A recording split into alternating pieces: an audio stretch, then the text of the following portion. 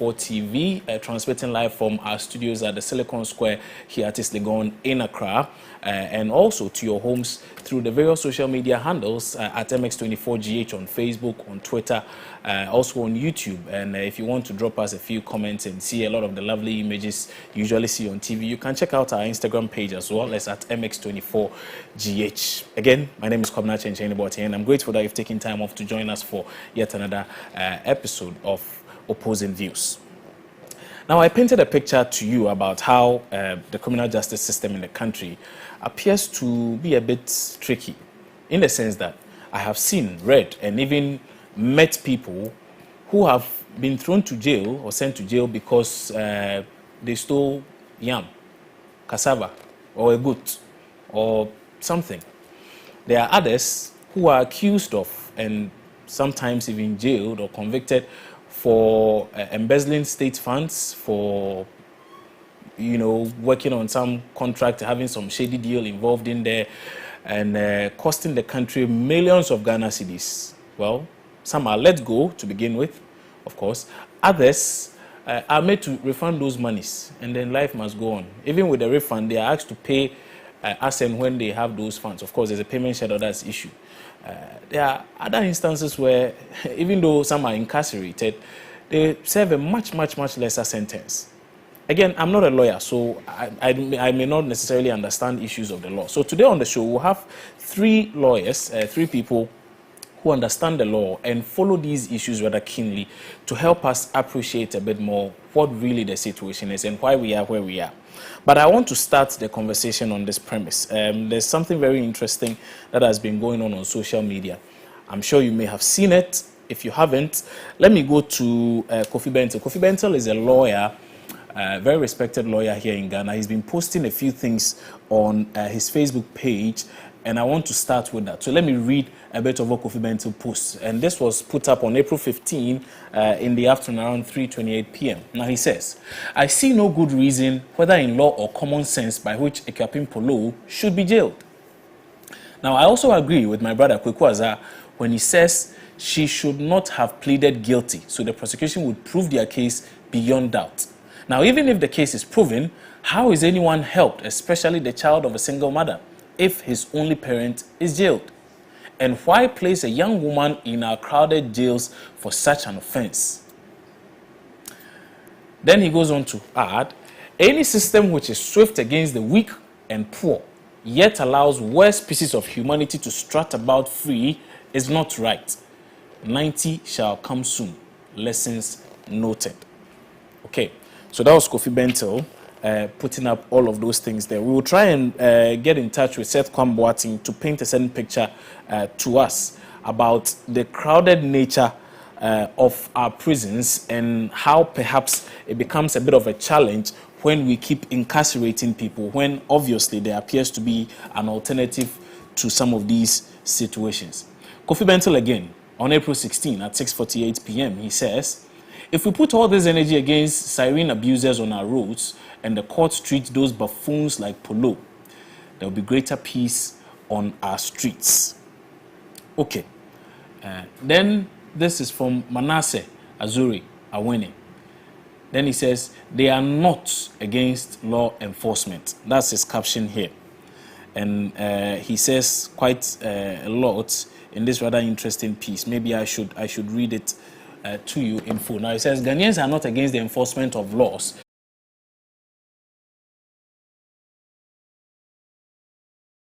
To you what Professor Kweku Azah, a law professor in the United States, has also been saying about this. He says, we must re-examine the way that we allow. Now, whether the belief is informed or not, it is incontestable that defendants are entitled to a fair trial and are not supposed to be penalized for exercising their constitutional right to a fair trial. Okay, it goes on and on and on and says a lot more in there. But I guess you have gotten a fair idea of what it is we are trying to paint to you this very day. And quite a number of notable persons have also been sharing a lot of views on this very issue currently ongoing all across television stations, radio stations, and a lot more platforms on digital as well. So it has become a major issue, and for some, it's just not fair. But like I said, I'm not a lawyer. I don't know much about law. No. But there are experts who know a lot about law, and so they are going to join us and help us appreciate what the situation is. Is it really even the case that the criminal justice system is not very fair? Really? They say the wheels of justice grind slowly, but of course they grind. Whether slowly or not, they grind. And so perhaps because the law hasn't caught up with some politician yet, you think he's going scot-free. No. Eventually, everything will work according to plan. But let me introduce my guest for today's conversation. And if you do remember, if you watched Opposing News on Friday, a very brilliant lawyer joined us and he helped articulate a lot of things and educated us a lot. Today he's rejoining us. Christian Malmhesse, he's a private legal practitioner. He joined us on Friday. Today he's joining us again. Founder of the POS Foundation and facilitator for the Justice for All program. He will also be joining our conversation today, as well as Ibrahim Kwarteng, founder for Crime Check Ghana. These three gentlemen we will start with, and subsequently, once we're able to get a few more people to join in the conversation, we will bring them in. I'm particularly interested in a conversation with Ibrahim Kwarteng and Seth Kwam because they have done extensive work in Ghana's prisons and are able to paint a certain picture to us about what the states of those prisons are currently. If you did watch that documentary produced by Mr. Kwame Boateng, for instance, you'd realize that it highlighted the very dire state in which Ghana's prisons are currently in. And so, for a lot of people, it does not necessarily even make sense to keep throwing people in there. And there was an argument on MX Social on lost you at a point, yeah. So I mentioned that right. There are situations where, if you look at a place like the United States, where you have private persons building prisons in order to help with the decongestion, but they are under the strict application of the law and security apparatus on how those prisons should be manned, and the government pays for such private partnership arrangement. It would be as a way of decongesting the prisons. But the issue of decongesting the prisons has nothing to do with the statute books. Unless there's an amendment to the statute books, the status quo remains. So that if somebody commits an offense which has been prescribed, then the matching prescription for that offense is what will be meted out to that particular person. And if it happens that term of imprisonment is what is warranted, it would happen. If it is just a fine which remains in the discretion of the court, then the court will also render that. But anything short of it, the status quo remains. Okay. Christian Malmhesse is a private legal practitioner. He's still with us. He's not leaving anytime soon, Christian. Sorry about that. But yeah, we are enjoying all the education you are giving us. But let me also introduce Jonathan Osei-Wusu. I told you he's founder for the POS Foundation and facilitator for the Justice for All program. Jonathan, good afternoon. Thanks for joining us. Let me ask this though. I think first and foremost, I need to commend you guys for what it is you did with the Justice for All program. Fantastic work. I saw some of the footages and I was really, really happy that at least justice was being served to persons who had to endure a lot of injustice over the period. But a lot was said at the time when all of these things came up. We don't seem to be hearing much about the Justice for All program now. What is the current state of that particular program?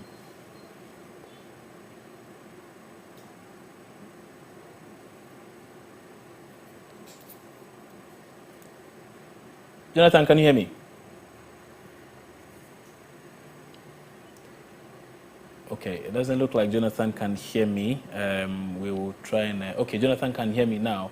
Jonathan, good afternoon. Can you hear me now? I can hear you. Great. Okay, right. Initially, I was congratulating yourself and your team for such a good work in ensuring that justice is served to the persons who actually had to suffer a lot of injustice. Except that we haven't heard so much from the Justice for All program in recent time. And I was asking if there are any updates on what has become of the program.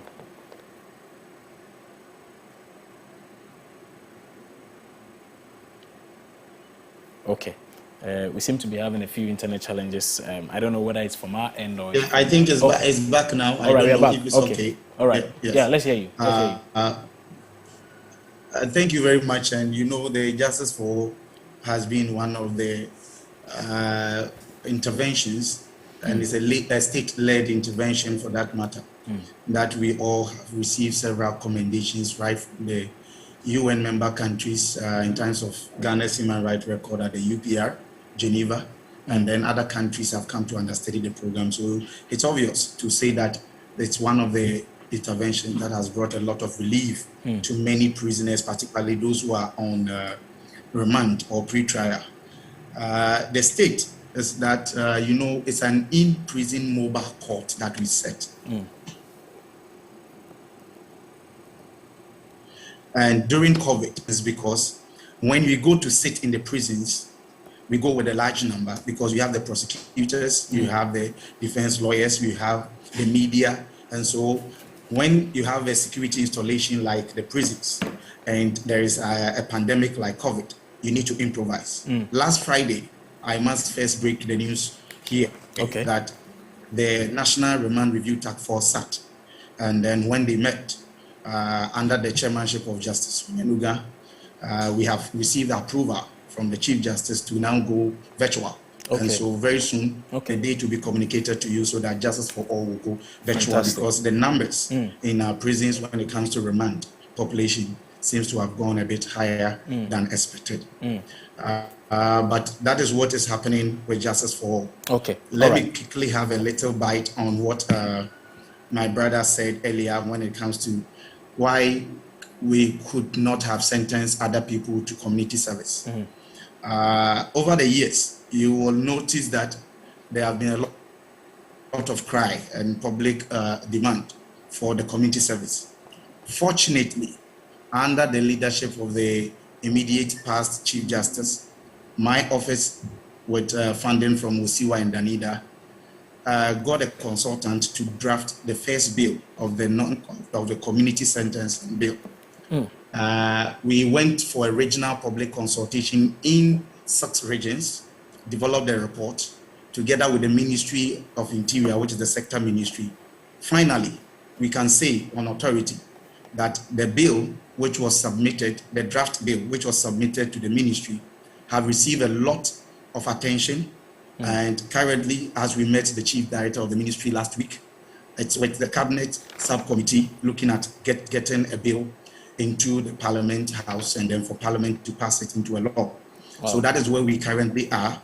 And so when it comes to community service, you should know that when a judge is sitting, he or she is guided by the rules of the court, by the constitution, by the laws. And for that matter, if we do not have anything called community service in the sentencing guidelines or within the laws, there is no way a judge can go outside his or her own way and sentence somebody to community service. So as it stands now, the criminal offenses and other procedure, other acts, as well as the laws of Ghana, have not permitted community service in our country at all. But Jonathan, we are hoping. So I don't know these things, so help us understand so that we know what is going on. But I know of custodial sentencing and non-custodial sentencing. So is it to suggest that the non-custodial sentencing does not in any way factor in things like community service in there? It's good you ask this question. We have custodial sentence, which Ghana is used to know, which is custodial sentence and fine. If you check, apart from these, we are talking about non-custodial sentence. A fine is part of non-custodial sentence, meaning you are not being taken to custody. 2, community service is non-custodial sentence because you are not taken to custody, but you are working outside prisons. Parole is a form of non-custodial sentence because you are sent to custody and you are asked to come out to serve your sentence at home, and you are being monitored so that you don't go commit another crime. Parole in our country here, if you check Article 208, the Constitution have given a mention of parole and giving the mandate to Prison Service Council with prior approval to the president, of the president, to initiate regulation. And that is the last work we did with the prison service last year before elections, where a consultant together with prison service and our office, have developed what we call the CI, that is a draft regulation for parole to be activated, but that is not the work of a civil society organization. We only facilitate, help the state to get a draft, then the state will take it as their baby, review it or adopt it and review it, and then it becomes government document. So what I'm trying to explain to you is that we did a little work with them, okay, and now it's with the prison service for them to get parole. Now, the last aspect of non-custodial sentence is what we call the probation. The probation has not been tackled by any institution as it stands now, but because NGOs we run with funding, and we've run out of funding and ended our contract with our donors, we have not been able to come up with anything or draft on probation. So what I can say is that it is good to talk about the non-custodial sentence, which have this component: a fine, probation, parole, and then community service. But for probation and parole, they are in our laws, except that when you have the act, you have the laws. When it's mentioned in the constitution, you need what we call CI or LI, as well, some may call regulation, to make it active. And that is what we are waiting for. But for community service, that is not in any of our laws. And for that matter, an amendment is needed to be made so that the the bill that is currently before cabinet can now get its way, so that the amendment will see through and we can have community service. And like I said, when we made the chief director, there's new government, so they are taking the process through again.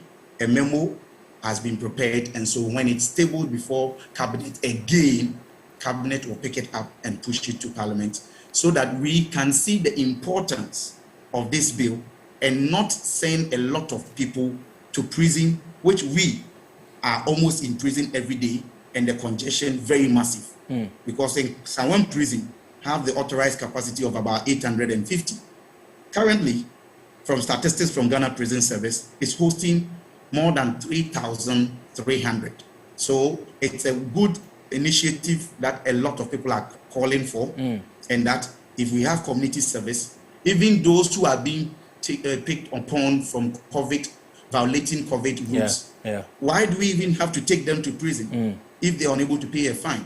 So it is a critical component that needs to be introduced into our law, and we thank all the stakeholders for rallying behind, and so we need to put pressure on the state to get this bill, which is lying before cabinet, push for us to get some remedy and not send people to jail, because it has its own consequences. I see. Jonathan, thank you very much for that. I've learned something very, very interesting today, and is that under the non-custodial sentencing of Ghana's system, we only have probation, parole, and fines. Community service does not form part of it as things stand now, and you are pushing for such a thing to be included, so that at least we do not send so many people to jail when they can still stay outside jail and do a lot of community work to the benefit of society. Thank you very much for that update. Let me try and rope in now Ibrahim Kwating. He's founder of Crime Check Ghana. I think he's also with us now. Let's hear him as he also gives us a few words. Before that, though, I think I'll stay a while longer here. Jonathan, let me ask this though. Based on the little you have observed as you have toured these prisons, and you perhaps engage with these people and get to appreciate some of the reasons for which they are in jail, does it come across to you as the punishments listed in our constitution, whether or not they are commensurate with the crimes that are committed? So, for instance, someone goes to steal a duckling or a goat, and the person is sentenced to 8 years in prison. Do they tally in any way? How commensurate are they? Brother, the little experience I've gathered through this advocacy work, and always sitting in court, mobile courts and the traditional courts, pointed out that clearly that we have some issues with our sentencing policies and sentencing guidelines. Okay. Way back in about 8 years ago, the judiciary developed what we call the sentencing guidelines. But within the sentencing guidelines, there are laws that we as people, as parliament, have enacted, which gives minimum and maximum sentence. Within the minimum and maximum sentence is discretionary to the judge. Now, you go to steal a goat in Hohoe. Another goes to steal a fowl in Kintampo. The one who went for the fowl has been given 4 years. The one who stole the goat, purported to be bigger than the fowl, has been given 2 years. That's yes, 2 years. You see some inconsistencies. Exactly. There are reasons sometimes to specific cases that will warrant a judge to do all these things. One, if you go to court and you plead guilty, you don't stress the court. The offense you committed may be a misdemeanor. The court may see that there is some level of remorsefulness. It may have happened through, whether you are hungry or not does not warrant that you should go and commit a crime. But all these components come to play in the courtroom. That will inform the judge. But a judge cannot give anything lesser than the minimum sentence by law. For example, we are about to premiere a case of a woman who was sentenced to 11 years imprisonment in hard labor. After 4.5 years, there was a program initiated in prison called the In-Prison Paralegal Program. The lady has been acquitted and discharged by an appellate court, which is the High Court in Sawam. She had already spent 4.5 years. And those will be the later discussion that we'll go into when it comes to access to lawyers, as my colleague there is seen as one of the powerful people around in our country. Because if you are a lawyer, you facilitate the freedom most often and other things when it comes to people who do not have money. So this woman, the judge may have wanted to give her less than 10 years. But because when you talk about narcotics, read, and possession of narcotics per the PNDC law 236 gives the minimum sentence for possession in terms of trafficking or trade to be 10 years. The judge can never, ever reduce the sentence to 9 years or 8 years or 1 year, because the cap for minimum sentence is 10 years. So in other sense, if the woman was guilty, someone would say that the judge was lenient with the woman by just adding 1 year and giving the woman 11 years. But let me tell you, 1 day in prison is a hell of something else. So it's 11 years is not a joke. So there have been several calls that we need an overhaul within our criminal justice system, where we need to review our criminal at 30, at 29, and etc., so that we will be able to now differentiate or give some leverage and not give some cap to narcotics. And we come to narcotics, for example, they put all of them together, whether weed, cocaine, whatever, together, which seems not to be the case. So in terms of the disparities as you talked about, though the narcotics law, I must mention that it has been reviewed. And now we have the Narcotics Control Commission law, which is 1019 2020, so that it will look at some of these things and correct them. That is what we should be doing with them. Often we blame what has the judge done? He said, this is what I want you to do. So they want them to administer. So with Captain Polo's case, for example, I agree with my brother, the lawyer, who is saying that there has not been anything that thing in terms of miscarriage of justice that have occurred. Why? Because she was convicted on her own plea. On her own plea, yeah. And in fact, as a human rights advocate, when I was called, I didn't know what to say, whether to support Equiapim Polo or to support the child for the action he did. Because when it comes to children's rights, we don't joke as advocates in our country. But and so, speaking of that, and in particular reference to that case, what do you make of Kwekwa's point, which suggests that yes, the person is saying that yes, I'm guilty. It could be the case the person may not be pleading guilty to what she thinks she knows, and that the facts may be presented to her differently. And so the judges must ensure that the person must be pleading guilty based on the real thing. That's if I understand what you put out correctly. These are hypotheses. Hypothesis. He was not in court. What played in court, he may not have known. Okay. If the records of proceedings are read, then he can say that these things played out in court, and the judge was able to know that even though she pleaded guilty, it amounted to not being guilty. It is not just that when you say you are guilty, then the judge goes ahead to convict you. Okay. If you are guilty, why do you stand trial? We should just convict you and you go home. But they went through the trial to see whether in times of saying you are guilty, she was indeed guilty. And the court, in its own wisdom, saw that indeed she was guilty and convicted her. I agree when it comes to the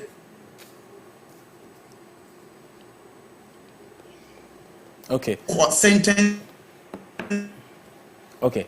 So I think giving her that it could have been community service.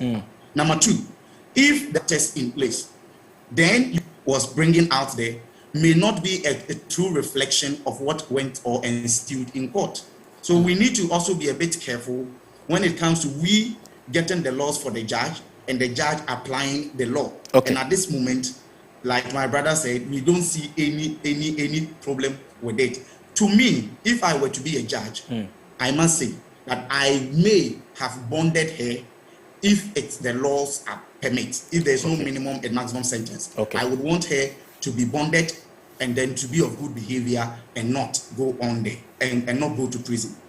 In terms of talking about the child, please don't forget that if we are talking about leaving a mother leaving a son behind, then what about those who have been accused of murdering their own husbands and have children?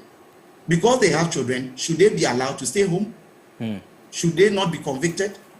So we have a system where social welfare is responsible to take over all this. If it is not working, let's address it from that angle, but not to say that because you have children at home, you committed a crime, you should not be punished. We should not convict you. Okay. All right. Thank you. I want to ask the same question of Christian Maham-Hersey, and for those of you who do not know, he's a very prominent lawyer, private legal practitioner in Ghana, and he has been giving us a lot of education on this. So the key question I'm asking is whether or not the punishments we mete out are commensurate with the crimes. There appears to be a lot of discrimination of some sort, and we are trying to understand why perhaps that's the case. Counsel, maybe you can help us, please. Yes. You see, when it comes to situation of law, it is not an arena for clashing through morality and social standards, or social upheavals, or what one societal norm thinks it ought to be. The law is what it is.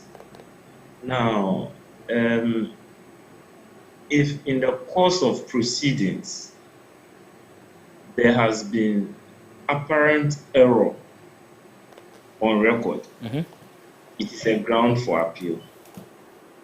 Now, if also in the course of trial, it happens that at the end of it, the decision that was reached from the court did not fall within the limits of the law. That one too, there is a redress for it. You could come by certiorari to quash certain aspects of it which you deem as apparent error or excess in jurisdiction and all of that. We don't have in our processes situations that deal with discrimination in terms of decisions of the court. It never happens. What happens is that there is excess in jurisdiction, and when there is excess in jurisdiction, that one, it affects the very decision that has been taken. You understand? Yeah. So basically, just as I proceeded by saying, the point is a prescribed offense or a prescribed act contradicting the law comes with its own punishment. And in situation where the court fails to give what is right in law, it is subject to appeal. Okay. The important point to note is that where you have the discretion of the court, it also plays a role. Now, the residual powers has been vested in the court to look at the demeanor of the accused, to look at the remorsefulness, to look at the surrounding issues that hitherto impresses on the mind of the court. But misdemeanor is 3 years maximum. It means that the court can drop its gavel on an accused with respect to sentencing from just 1 day in prison up until 3 years in prison. That is still misdemeanor. As to whether it is harsh or not, the law says that a misdemeanor is this. Other things, which we call mitigation, will now have to come in through the skilled tongue of the lawyer, so that when it comes to mitigation, the lawyer is given the opportunity to address the court. If the skillfulness of the lawyer does not also impress the mind of the court, that will also be another matter which would affect the mitigation. This proffering is for purposes of education, and it is by no means to render anybody down or by way of rendering legal advice. Right. It is so for purposes of education. Just for education. Okay. Just a quick one. A question a lot of people ask is this: that what is the rationale? So, for instance, for some misdemeanors, there are sentencing regimes or guidelines which suggest that the person must go into jail. So, let's say for someone who steals a goat, I like to use that example because we see it a lot in our news. So, the person steals a goat, and the law suggests that the person should go in for at least 2 years or at most 20 years. Why such a why would we punish someone in such a manner? Let's say 20 years, that's the maximum sentencing, because the person has stolen what? A goat? What goes into formulation of such a thing? So is it the case that we are looking at what? Is it the color of the goat, the weight of the goat, the number of goats, or what goes into that? The thing is that, just as I mentioned to you, it is important to know that when it comes to issues of the law, we have situations where there's discretion. Just as I mentioned to you, if the court says that you are to be sentenced to 10 years imprisonment, then that is statute obligation. The court has no discretion to say that I am either decreasing it or increasing it for you. When the court does that, it will be in excess of its jurisdiction. Okay. And that will be subject. So it's a fundamental issue of the law itself and how the law has been couched. So there's very little to nothing that the judges can do about it. No, the judges, their hands are tied unless there's an amendment to any part of the act which the judge would follow.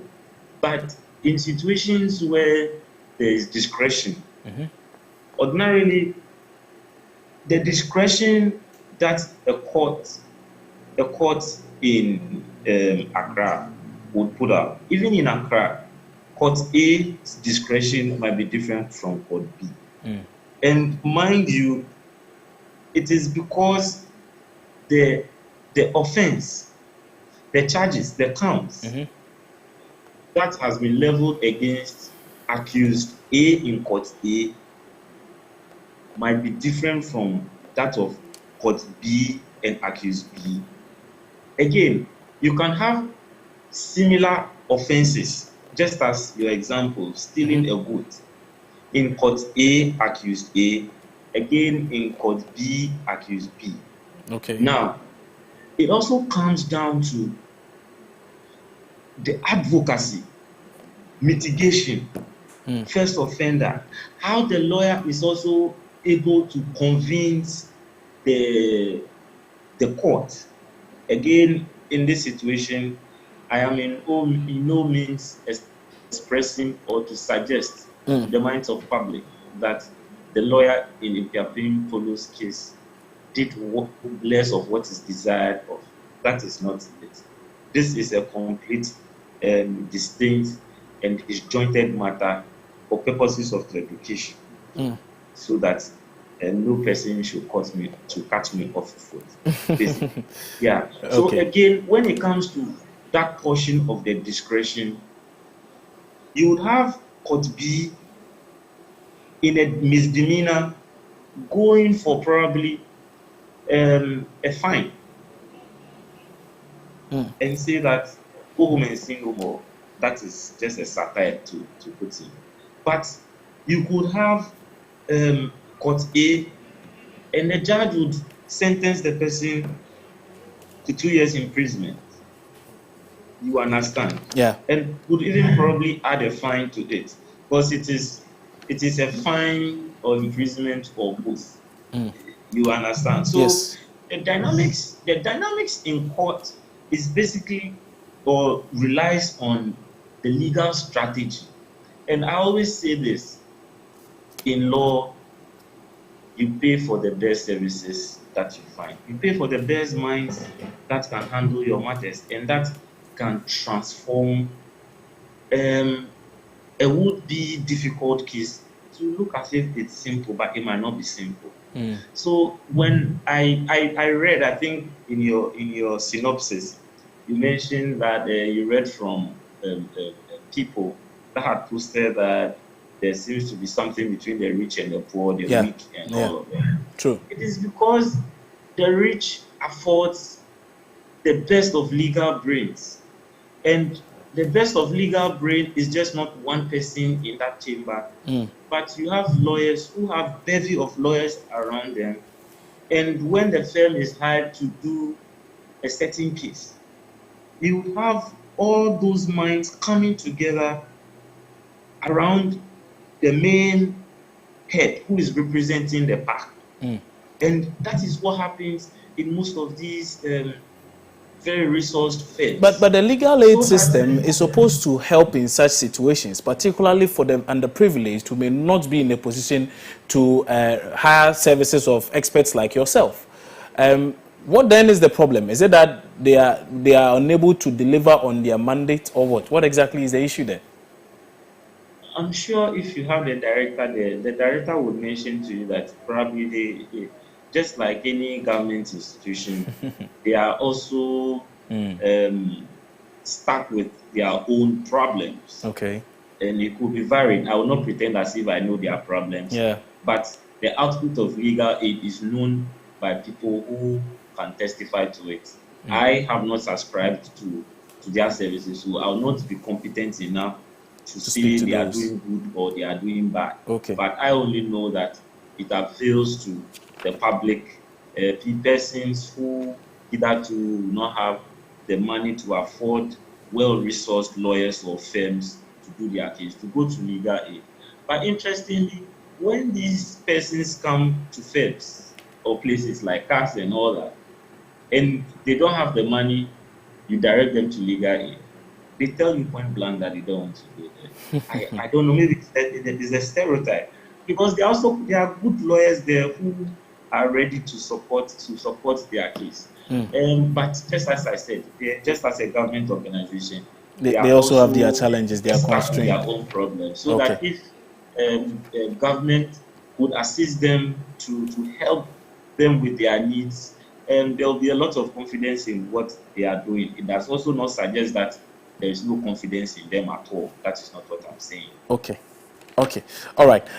I'll take some words now from Jonathan. And Jonathan, I want to come to you because I know you've done a lot of work in this space, as in going into these prisons and, you know, trying to understand the reasons for which certain people are in jail and all of that. Now, in a case where it's established that somebody was wrongfully incarcerated and well, through your efforts and that of your donor partners and the like, you're able to free that person. What happens to issues of reparation? Is there a system for reparation in Ghana for persons who are dealt wrongly by the law? If there is, what are the processes? Thank you.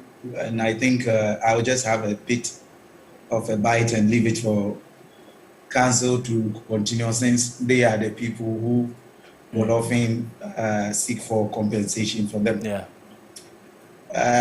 Had it not been Lawyer Susu's case some years back, we were not getting compensation of that magnitude for people who have been wrongfully incarcerated. Okay. It has not been the practice in Ghana. I'm not saying it's not happening, but it's not been a routine thing.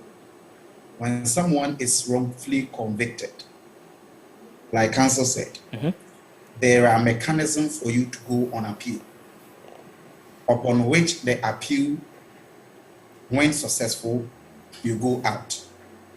But there are some situations where people are convicted wrongfully or wrongly, and then at the end of the day, the number of years spent in custody require that at least that person will have to get some compensation. So it's not that you go for compensation and you get it. Number two, if the person who was wrongfully convicted had the money, he would want to go to court on appeal. But most of these people who are wrongfully convicted are people who do not have the financial muscle to get the services of a lawyer. That's true. Yeah. So in the first place, if even they had a lawyer, they wouldn't have been convicted.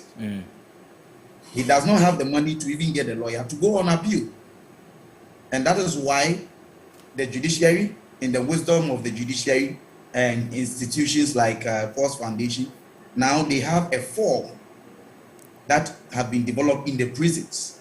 And we have also, the blessing from this Chief Justice, have a program called the In-Prison Paralegal Program, where some officers and inmates are trained as paralegals to assist those who want to represent themselves on appeal, make better submissions in that course.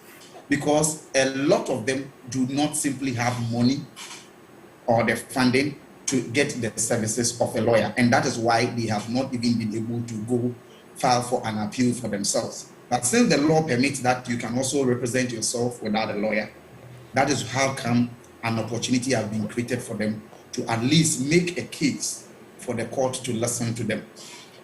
That is an opportunity in any criminal jurisprudence for you to go for an appeal. Okay. But as to how you'll be able to go for the appeal is the problem. And how, if you are wrongfully convicted or if you receive a miscarriage of justice and you have your appeal upheld and goes in for compensation, that is another story altogether, because at the end of the day, a lot of them do not even have the courage to go for those compensations. Let's see if council has a way out. Maybe he has a few recommendations on how perhaps we can get justice for some of these people. Council, so for someone wrongfully convicted who has served time and it's found out that, well, the person was wrongfully convicted to begin with and the person is seeking reparation, what are the processes involved and how easy is it for the person to even get what is due him or her? Yes. To start off, this is traced from the International Convention on Civil and Political Rights, and that has also been incorporated into our Constitution. Now, if you look at Article 14.7, it deals with, amongst other things, that permit me to read. I have to. Okay, all right, that's fine.